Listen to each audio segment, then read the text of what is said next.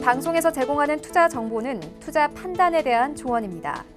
방송에서 제공하는 주식의 가치, 가격 상승 및 가격 하락에 대해서는 방송사에서 보장하지 않습니다.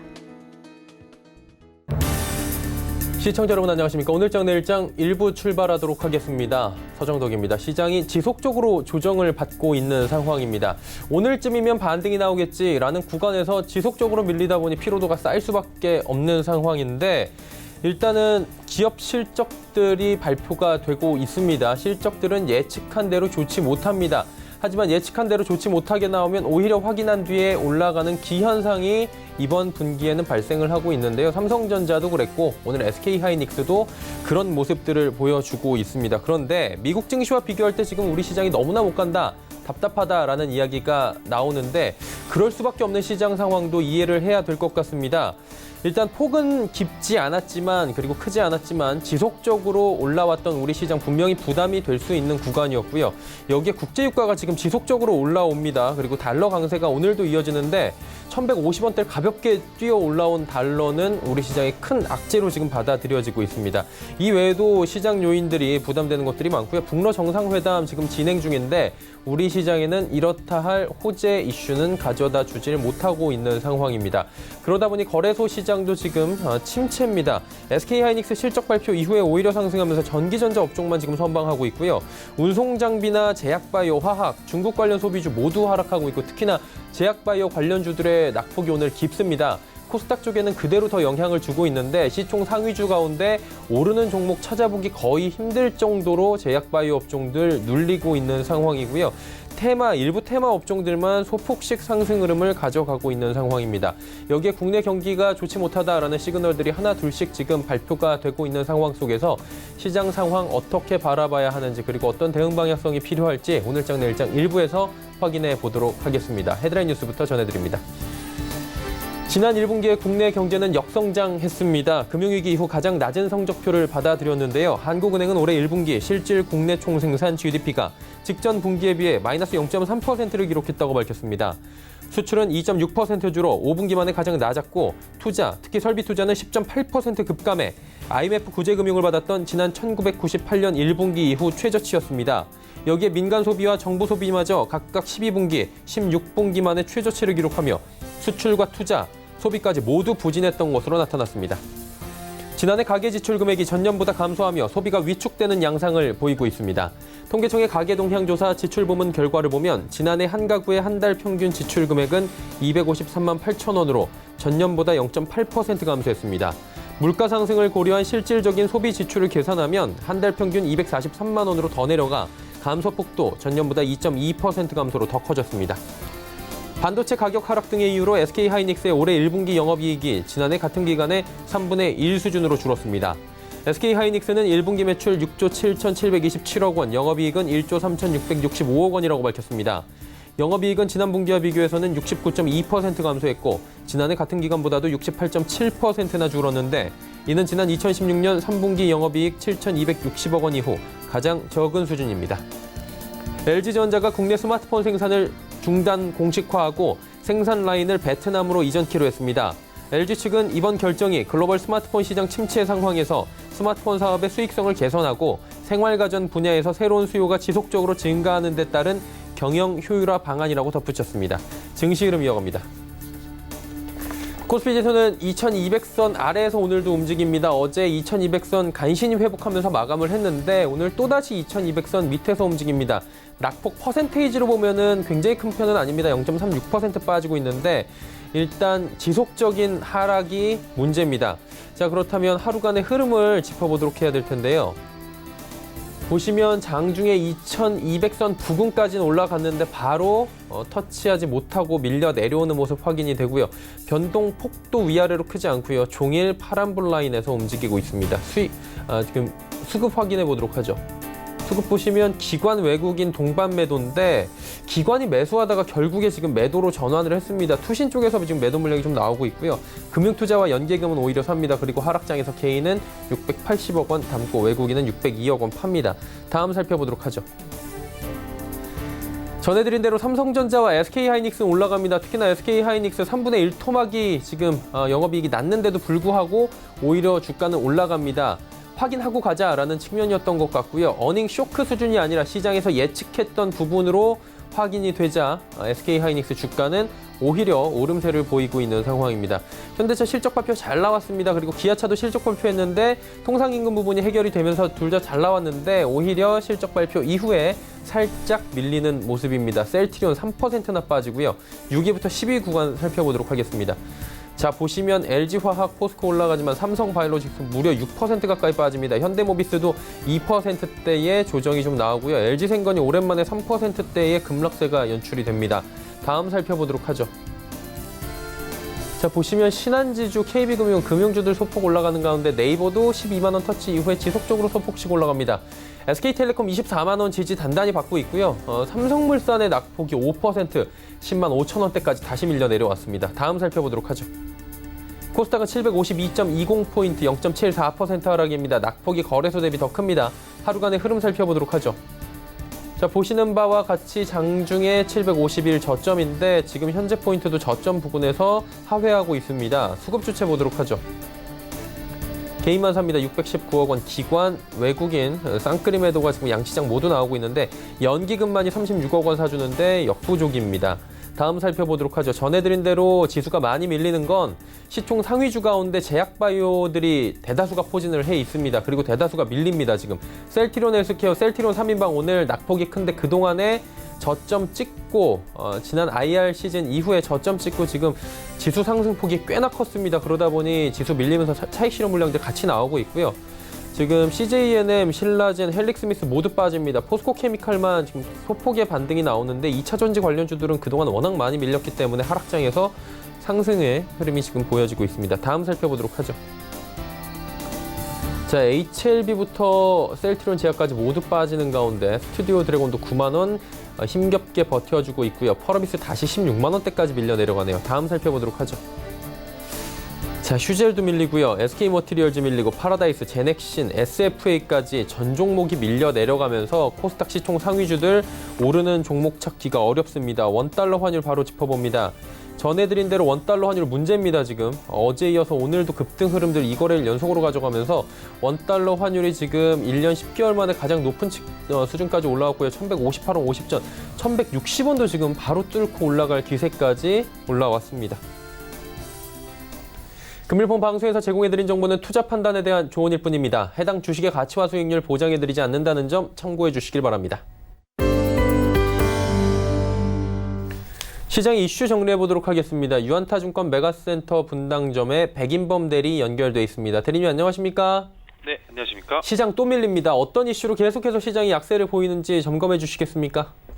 네, 일단 전반적으로는 환율 측면 등과 더불어서 이제 주체적인 그 앞서 말씀해 주셨다시피 시총 상해주들의 약세 흐름이 좀 전반적으로 좀 진행이 되고 있는 점에서 일단 외국인과 기관의 매도세가 일단 종목들에 있어서는 영향을 주고 있다라는 점에서는 좀 하락은 좀 부정적이긴 하지만 일단 뚜렷한 상승 하락 요인이 있다라기보다는 사실은 이런 수급적인 문제가 조금 더 좀 이어질 수 있는 여지는 좀 주는 모습이긴 하지만 그렇다고 시장이 부정적으로 흐를 거라고는 보지는 않고 있다라는 점에서는 그렇게 부정적으로만 보기에는 좀 어렵지 않나라고 생각은 하고 있습니다.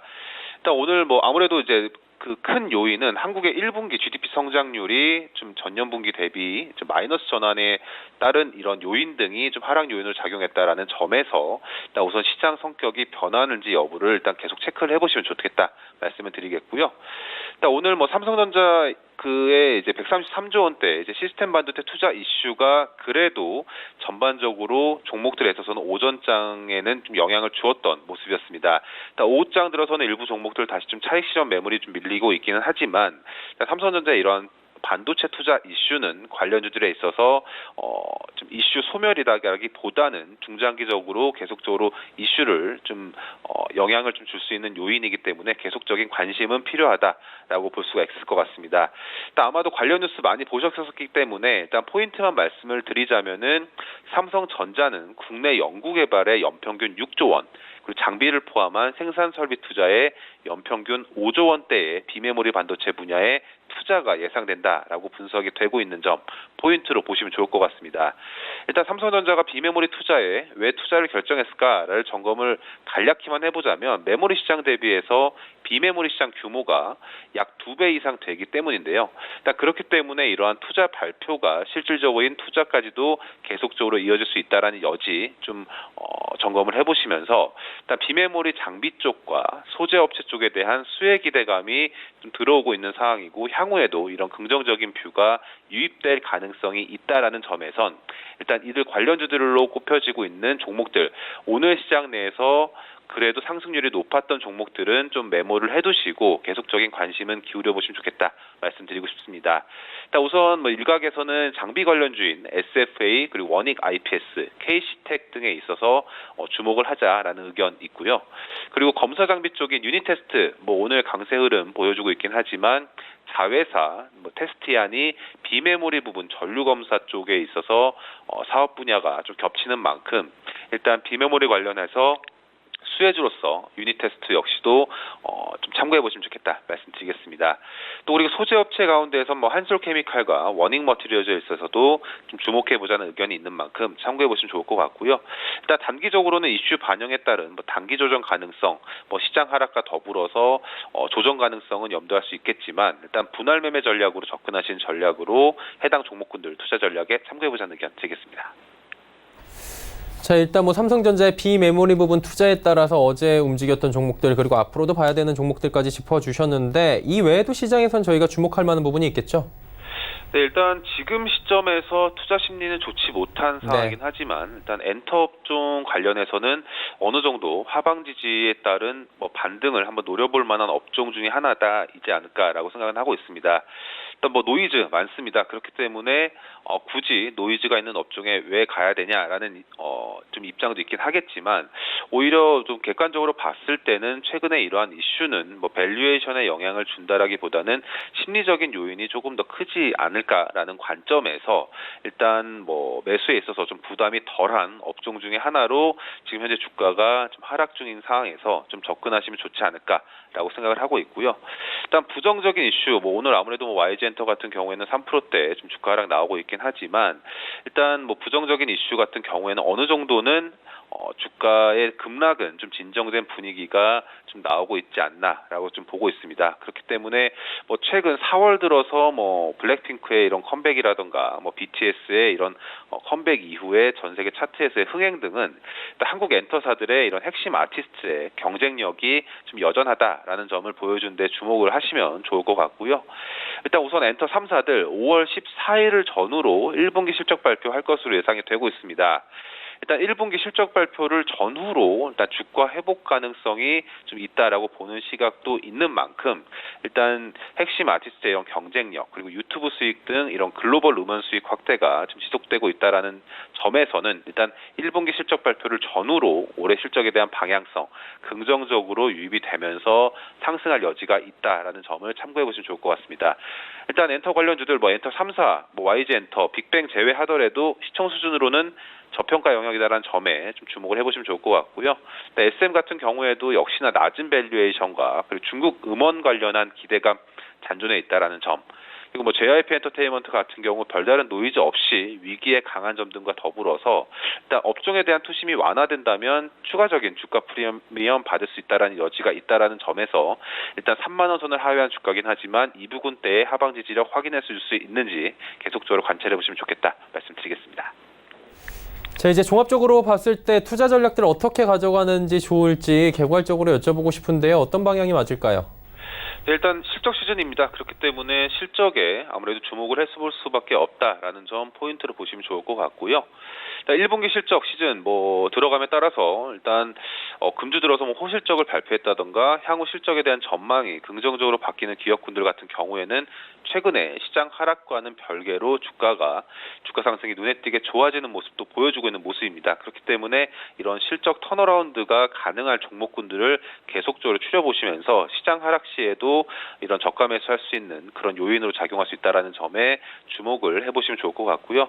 일단 왜 지금 시장에서 실적 아무래도 지금 1분기 이익 추정치가 점차 계속적으로 하락하고 있는 모습입니다. 그렇기 때문에 이런 상황 속에서 실적이 턴어라운드 한다는 것은 그만큼 시장에서 두각을 드러내고 있을 수 있다라는 점에서 계속 관심을 가져보시면 좋을 것 같고요. 일단 현재로서는 뭐 시장 대비 높은 수익률을 기록한 케이스가 많은 만큼 실적 턴어라운드가 기대되는 종목군들에 있어서는 일단 계속 선별적인 접근 필요하지 않나 생각을 하고 있습니다. 일단 올해 턴어라운드가 예상되고 있는 기업군들 중에서 일단 최근 3개월간 증권사 추정치 이익이 상향 조정된 기업군들에 있어서 주목을 하시면 좋을 것 같고요. SL이라든가 한전기술, 파트론, 한세실업 등에 대해서 주목해 보시면서 시장 대응에 참고해 보시면 좋겠다 말씀드리겠습니다.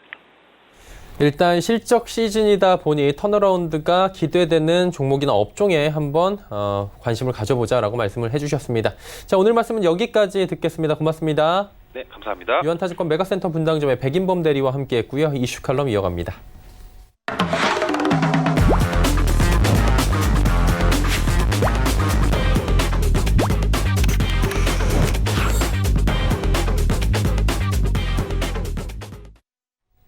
이슈 칼럼 이어가도록 하겠습니다. 미중산업경제연구소 조용찬 소장 연결돼 있습니다. 안녕하십니까, 소장님?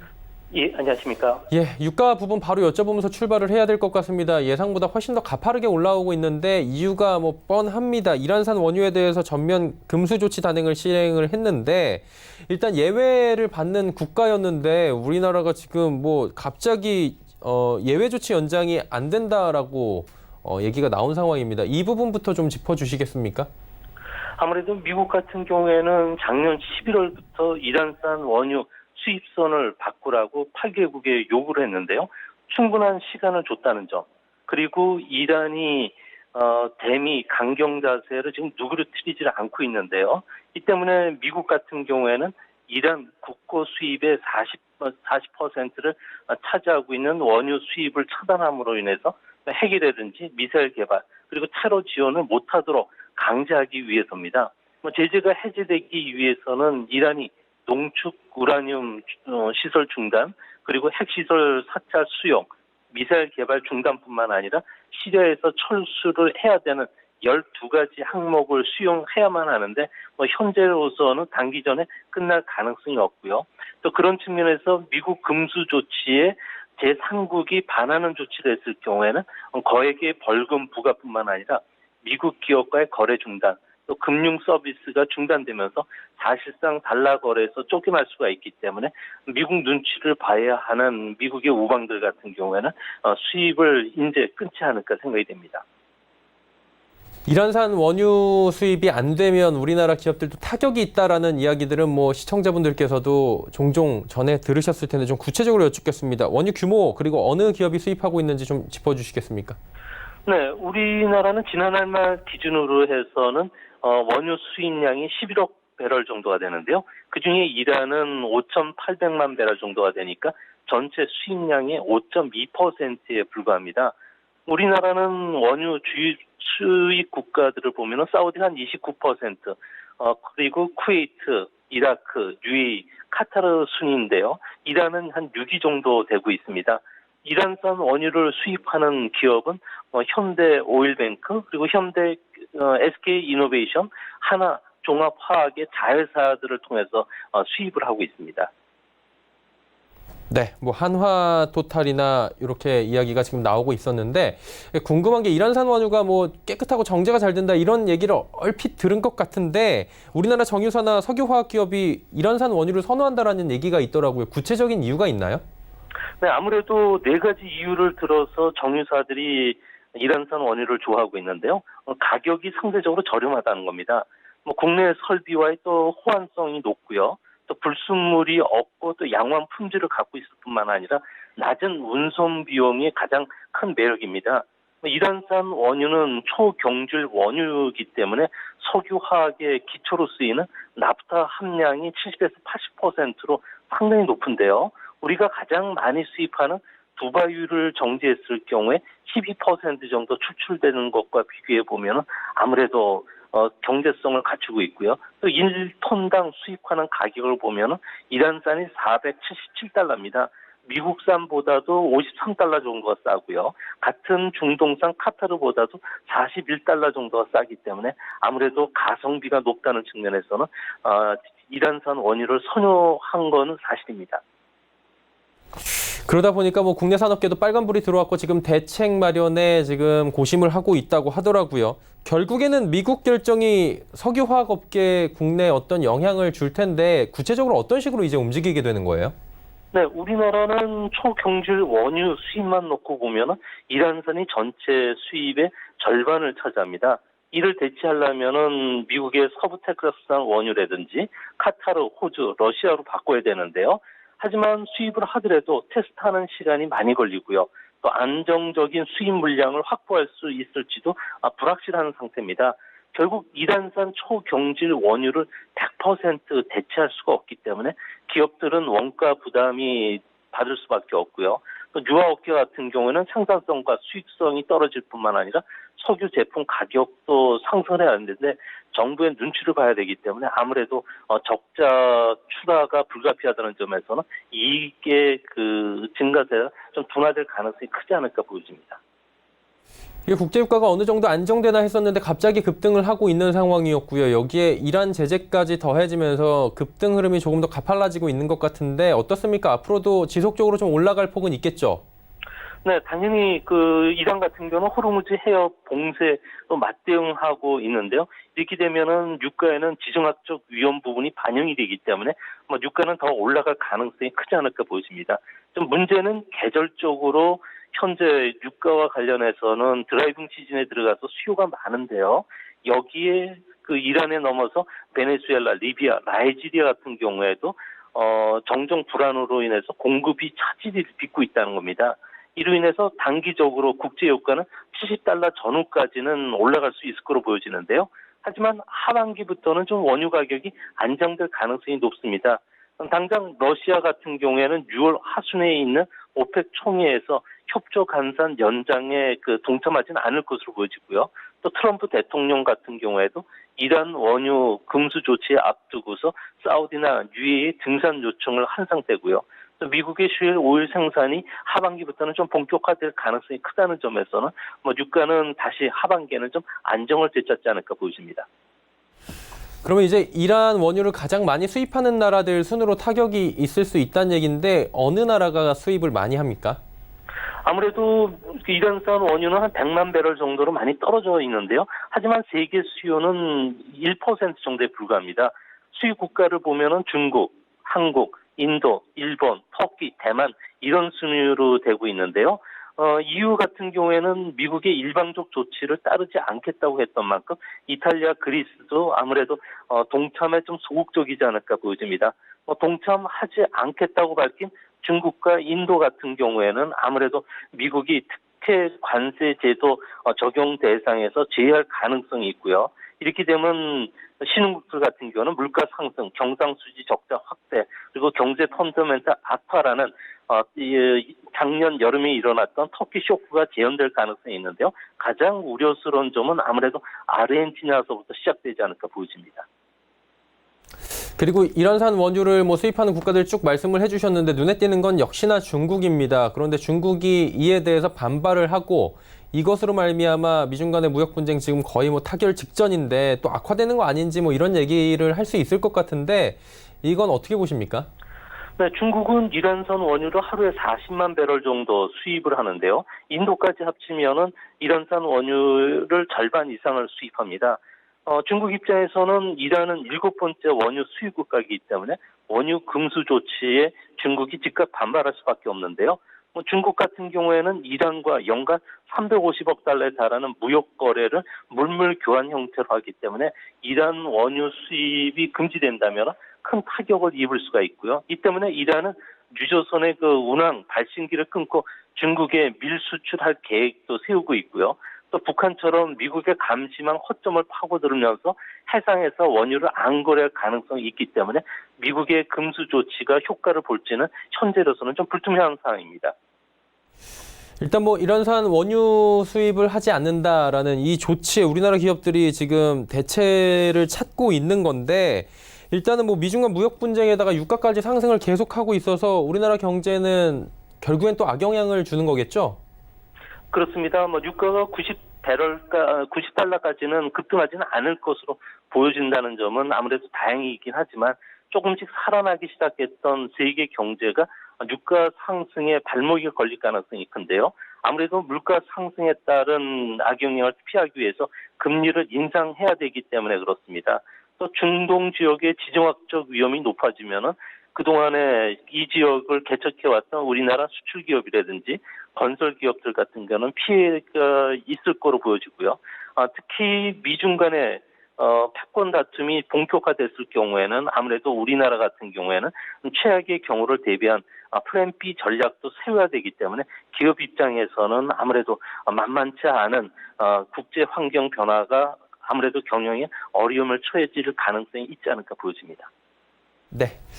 알겠습니다. 이란산 원유 수입 금지와 관련해서 국내 산업계에 미치는 영향들까지 자세히 짚어봤습니다. 오늘 말씀은 여기까지 듣겠습니다. 고맙습니다. 예, 감사합니다. 미중산업경제연구소 조용찬 소장이었습니다.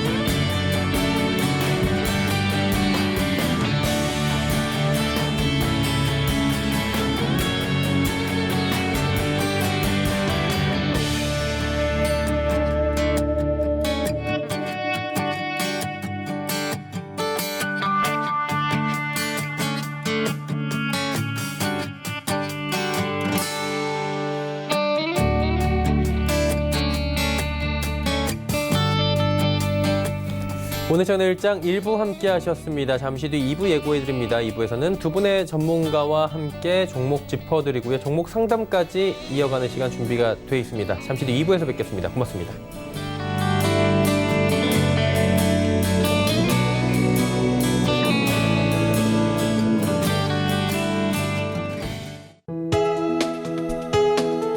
본 방송에서 제공하는 투자 정보는 투자 판단에 대한 조언입니다. 방송에서 제공하는 주식의 가치, 가격 상승 및 가격 하락에 대해서는 방송사에서 보장하지 않습니다.